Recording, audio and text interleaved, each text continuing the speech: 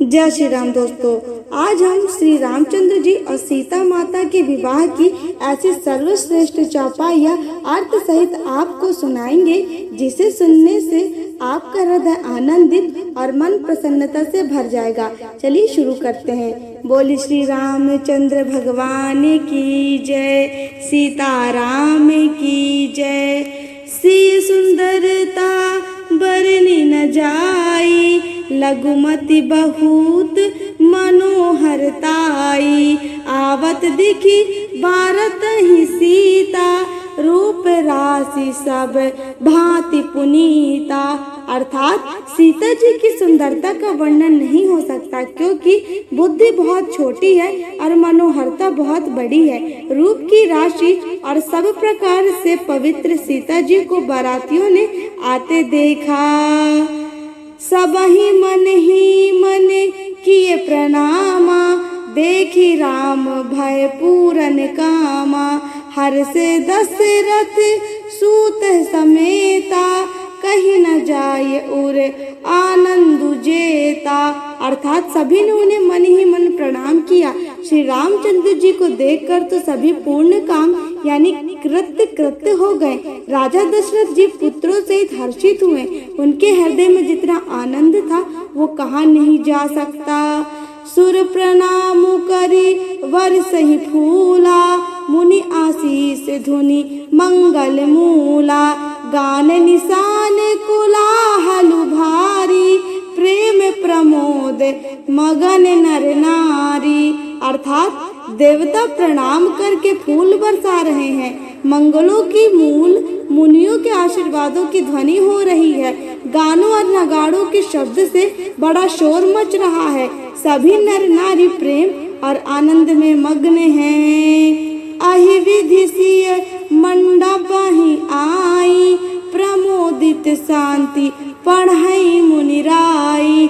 ते ही अवसर कर विधि व्यवहारू, दुहि कुल गुरु सबकी है आचारू। अर्थात इस प्रकार सीता जी मंडप में आई। मुनिराज बहुत ही आनंदित होकर शांति पाठ पढ़ रहे हैं। इस अवसर पर सभी रीति व्यवहार और कुलाचार दोनों कुलगुरुओं ने किए। आचारु करी गुरु गौरी गणपति, मुदित विप्र पूजवहीं। सुर प्रगति पूजा लेहि देहि, आशीष अति सुखी पावहीं। मधुपर्क मंगल द्रव्य जो, जेहि समय मुनि मन महु चहे। भरे कनक को पर कलश, सो सब लीहे परिचारक रहे। अर्थात कुलाचार करके गुरु जी प्रसन्न होकर गौरी जी, गणेश जी और ब्राह्मणों की पूजा करा रहे हैं, अथवा ब्राह्मणों के द्वारा गौरी और गणेश जी की पूजा करवा के देवता प्रकट हो गए और पूजा ग्रहण करते हैं, आशीर्वाद देते हैं और अत्यंत सुख पा रहे हैं। मधुपर्क आदि जिसकी किसी भी मांगलिक पदार्थ की मुनि जिस समय भी मन चाहा मात्र कर रहे हैं। सेवक गण उसी समय सोने की परातों में और कलशों में भरकर जल भरकर पदार्थों को लिए तैयार रहते हैं। कुल रीति प्रीति समेत, रवि कह देत सबु सादर कियो। अहि भीति देव पूजई सीतहि, सुभग सिंहासनु दियो। सिय राम अवलोकनी, परसर प्रेम कहू ना। लखी पैरे मन बुद्धि वर बानी अगोचर, प्रगटे कवि कैसे करे।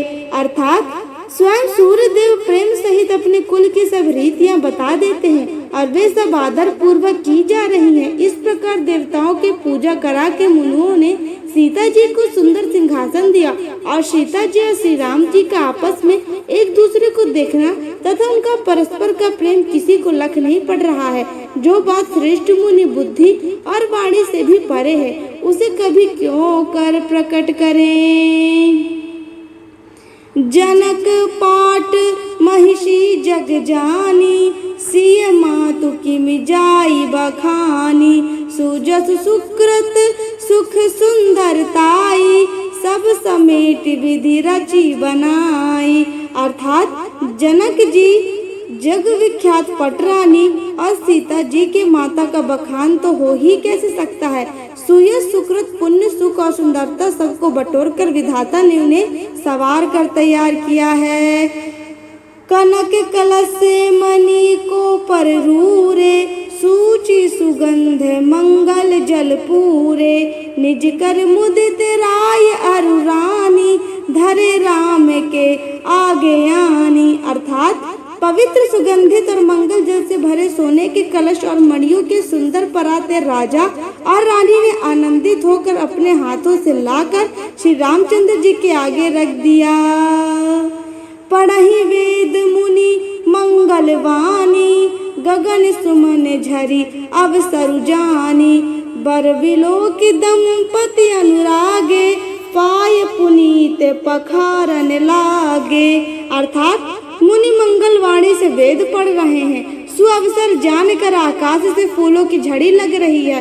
दूल्हा को देखकर राजा रानी प्रेम मग्न हो गए और उनके पवित्र चरणों को पखारने लगे। लागे पखारन पाय पंकज, प्रेम तन पुलकावली।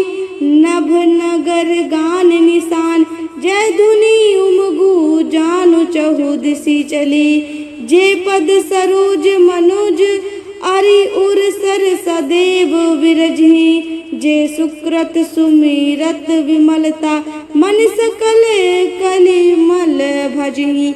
अर्थात वे श्री राम जी के चरण कमलों को पखारने लगे। प्रेम से उनके शरीर में पुलकावली छा रही है।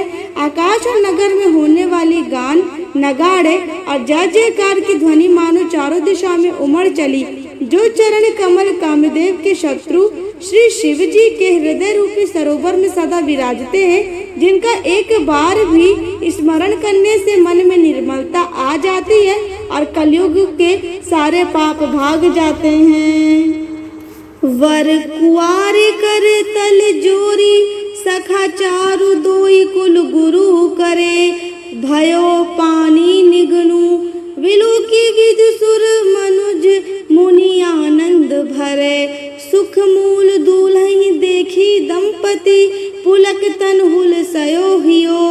करी लोक वेद विधानु, कन्यादानु नृप भूषण कियो।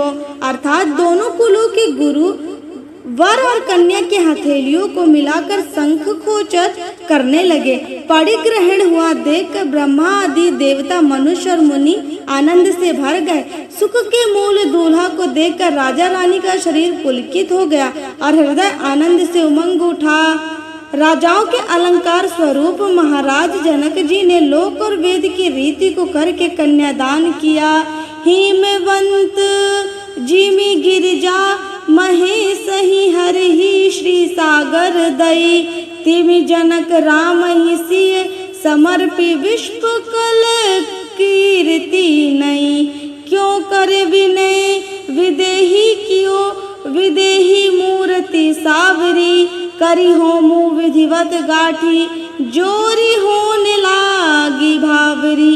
अर्थात जैसे हिमवान ने शिव जी को पार्वती जी और सागर ने भगवान विष्णु को लक्ष्मी जी दी थी, वैसे ही जनक जी ने श्री रामचंद्र जी को सीता जी समर्पित की, जिससे विश्व में सुंदर नवीन कीर्ति छा गई।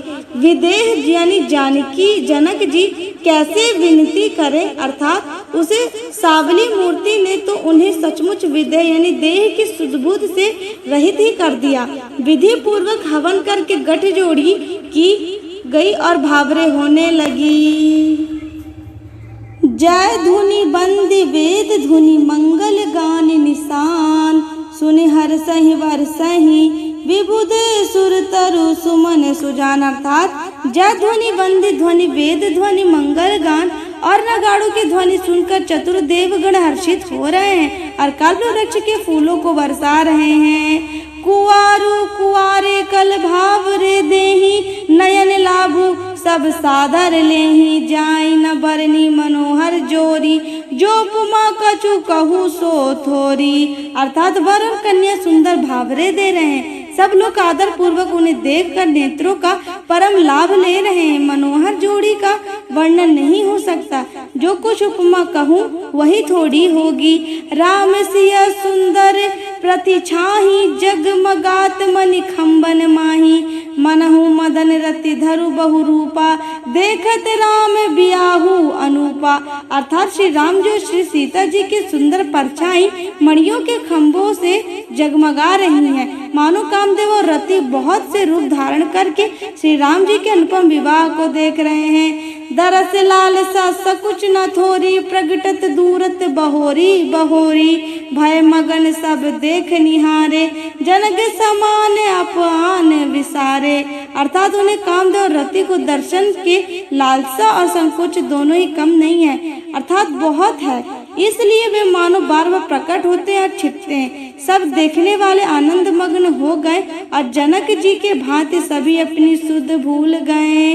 प्रमुदित मुनि है भावरी फेरी, नेग सहित सब रीति निवेरी। राम सिय सिर सिंदूर देही, शोभा कही ना जाति विधि के ही। अर्थात मुनियों ने आनंद पूर्वक भावरे फिराई और नेग सहित सब रीतियों को पूरा किया।